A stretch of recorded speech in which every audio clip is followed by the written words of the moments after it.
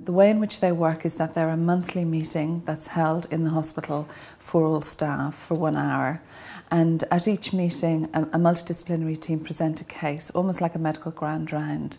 But instead of presenting the medical details of the case, the focus is more on the impact of working on that case or with this case, so the impact on staff.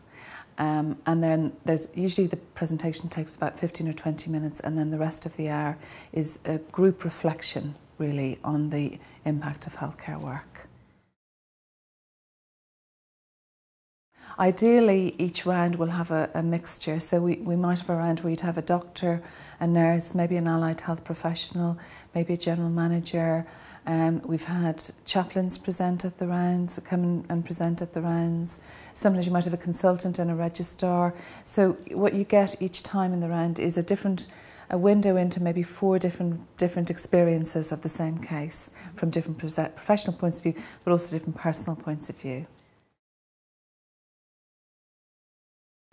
I think the kind of stories, I mean, as we know, healthcare is there are often unfinished stories, difficult issues that staff have to deal with.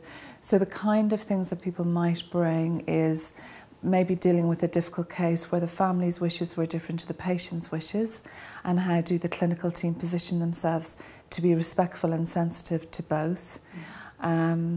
Dealing with cases where maybe the team themselves have to resolve some kind of difference of opinions of how to proceed in a medical case. I think it's very important that everybody feels safe, and also that the hospital is safe as well in the rounds, because for the rounds to really work effectively, people need to feel free to discuss very difficult issues, like maybe feeling that they haven't done as much as they could have done in a particular case, for example. So confidentiality is very important, and also there may be differences of opinion in the room as well.